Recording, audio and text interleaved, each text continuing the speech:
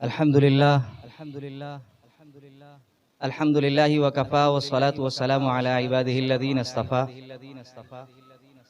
أما بعد فأعوذ بالله من الشيطان الرجيم بسم الله الرحمن الرحيم قل يا عبادي الذين أسرفوا على أنفسهم لا تقنطوا من رحمة الله وقال النبي صلى الله عليه وسلم أحب الأعمال إلى الله أدومها وإن قل أو كما قال صلى الله تعالى عليه وسلم صدق الله العظيم وصدق رسوله النبي الكريم. میرے معزز سامعین، آج جمعے کا مبارک دن ہے، شوال المکرم کا مہینہ ہے. ماقبل میں جو مہینہ گزرا رمضان کا مہینہ تھا، جو اللہ رب العزت کی خصوصی رحمتوں اور برکتوں کا مہینہ تھا.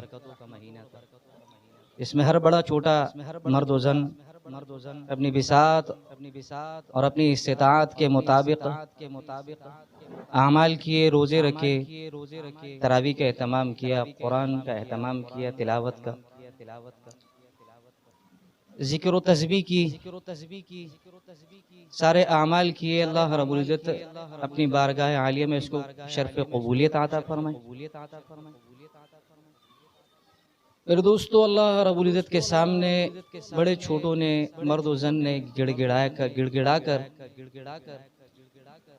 استغفار کیا، معافیاں طلب کی. اور چونکہ یہ مغفرت کا مہینہ ہے اور جہنم سے خلاصی کا مہینہ ہے، علماء حالہ جب بندہ اپنے رب کی بارگاہ میں گڑ گڑاتا ہے اور دو گرم آنسو بہاتا ہے تو اللہ رب العزت اپنے بندے پر رحم اور کرم فرما کر اس کے سارے کے سارے گناہوں کو معاف کرتا ہے، چاہے جتنا بھی بڑا گناہ کیوں نہ ہو.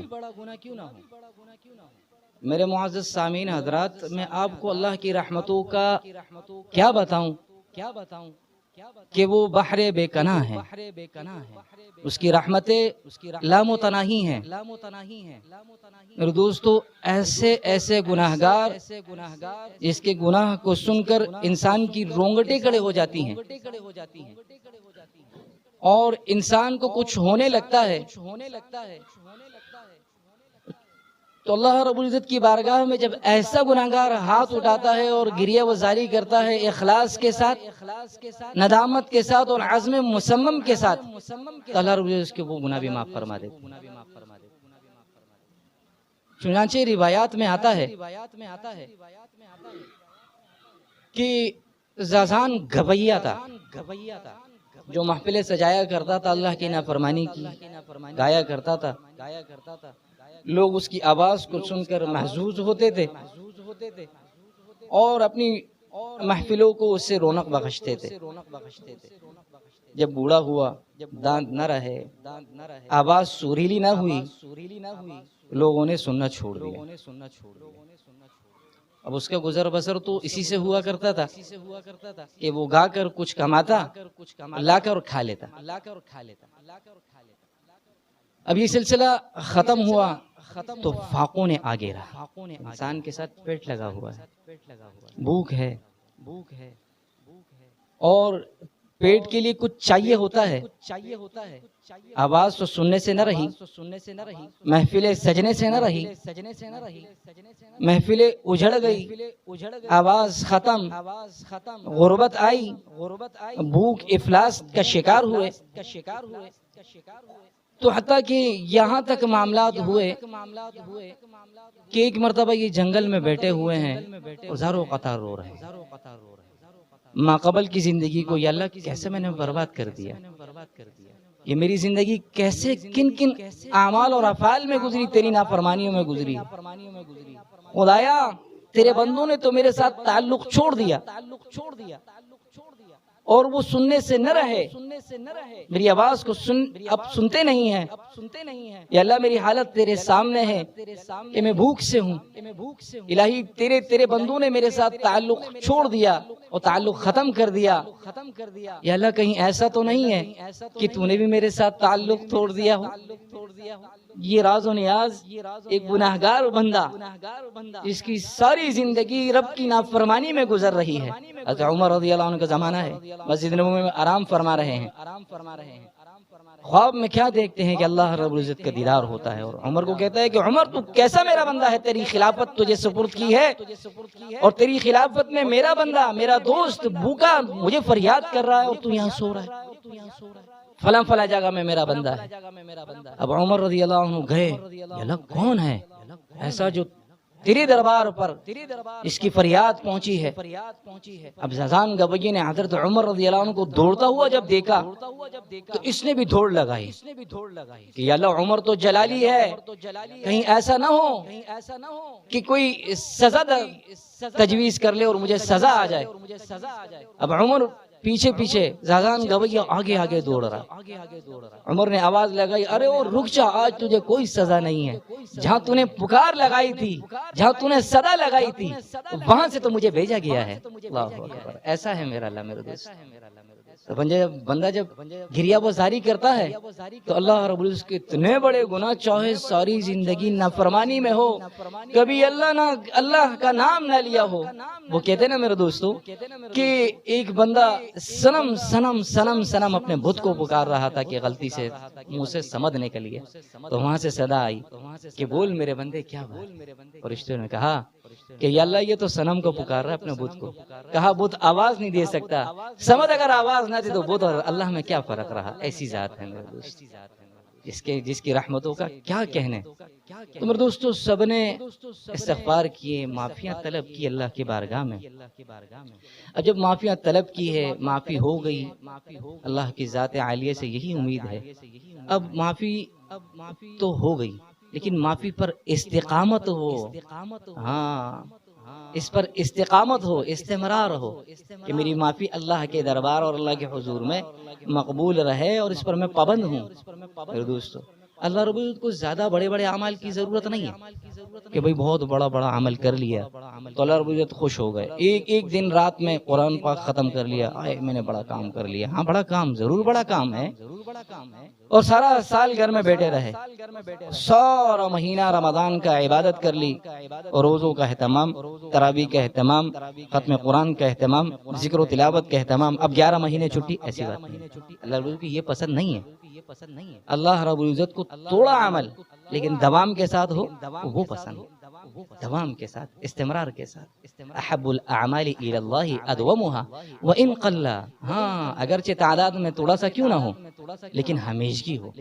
ہم نے تلاوتیں کی ہیں رمضان میں, تو قرآن کی تلاوت ہمارے ناغے کے ساتھ نہ ہو, ہماری مستقل تلاوت چلتی رہے. سارا سال ہم تلاوت کے پابند رہیں, قرآن کے ساتھ ہمارا تعلق قائم رہے.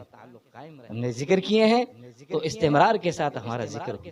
میرے دوستو اب کیا اسباب ہے جو اختیار کیے جائے اور یہ توبہ اور استغفار اور یہ اعمال کے دوام ہمیں مل جائے, یہ ہم پہ استقامت آ جائے. تو حضرات فرماتے ہیں اس کے لیے 2 عمل ہیں. ایک عمل ذکر اللہ کا ہے. کیا ہے؟ ذکر اللہ ہے کہ بندہ ذکر اللہ کا اہتمام کرے. جب بندہ خالی کمرے میں اور صدق دل کے ساتھ, اخلاص کے ساتھ جب اپنے رب کو اللہ کہہ کر پکارتا ہے تو رب کی بارگاہ میں بھی لا محالہ ضرور جواب آتا ہے اور اس کی ساری مشکلیں اللہ روز حل کر دیتا ہے. سارے کام بنتے نظر آتے ہیں. تعلق تو بنا کر دیکھ لے میرے دوست, تعلق نہیں رہا, افسوس. امت کا کنیکشن کٹ گیا ہے, جو رب کے ساتھ کنیکشن تھا نا وہ کٹ گیا. ایک صاحب سودا لینے کے لیے گئے کسی دکان پر. اس نے دیکھا کہ آرڈر دیا کہ بھئی مجھے اتنا آٹا دیا جائے, اتنا گھی دیا جائے اور اتنا چاول دیا جائے اور چینی اتنی دے دی جائے. جو دکاندار نے دیکھا سٹاک ختم ہے تو اس نے فون اٹھایا, گاؤں دیہات کا آدمی یہ سارا ماجرا دیکھ رہا ہے. اب فون جو ملایا ہے تو سامان وہاں سے آ رہا ہے. اب اس نے تو یار یہ تو حیرانگی والی بات ہے. اس نے فون اٹھایا اور فون پر سارے کام اس کے ہو گئے. تو میں بھی جا کر بازار سے یہ چیز لے لیتا ہوں اور اپنا کنیکشن کر لیتا ہوں اور ساری چیزیں میرے گھر پہ ایسی ہی آئیں گی جیسے حضرت دکان والے نے منگائی. اس نے فون تو لیا لیکن میرے دوستو کنیکشن پیچھے سے نہیں تھا نا. اس کا تو کنیکشن دوسرے دکان والے کے ساتھ تھا میرے دوست, وہ کنیکشن نہیں تھا. اسی طریقے سے میرے دوستو اس امت مسلمہ کا کنیکشن اپنے رب سے کٹ چکا ہے. تو کنیکشن بحالی کے لیے سم کا ہونا ضروری ہے میرے دوست. وہ سم کا کام دینے کے لیے ذکر اللہ ضروری ہے. ذکر میرے دوستو, ذکر کا اہتمام ہو, صبح شام ذکر اذکار ہو, اور ذکر کی تسبیحات آسان ہے اس امت کے لیے میرے دوست. اپنے کام کاج کے ساتھ, اپنے دن بھر کی معمولات کے ساتھ اور معاملات کے ساتھ میرے دوستو ہم ذکر اہتمام کرنے والے بن جائیں. تیسرا کلمہ ہو سبحان اللہ والحمدللہ لا الہ الا اللہ واللہ اکبر. اسی طریقے سے درود شریف کا اہتمام ہو کہ سرکار دو عالم صلی اللہ علیہ وسلم کے بیش بہا احسانات ہیں اس امت پر میرے دوست. اس کا صلہ اتنا تو بنتا ہے نا میرے دوستوں کہ صبح شام میں ہم کچھ تعداد میں اس کو یاد کر لیں, درود شریف کا اہتمام کر لیں.